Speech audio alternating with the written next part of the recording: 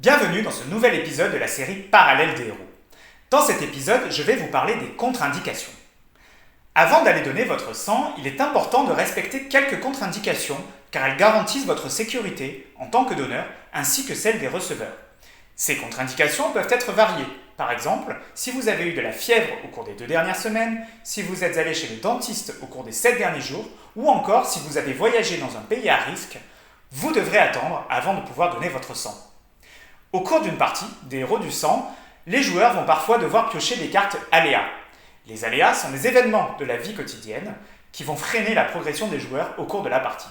Par exemple, en tirant cette carte, le joueur se réveille avec 38 degrés de fièvre et devra donc, lors de son prochain don, retirer un point des capacités de son personnage.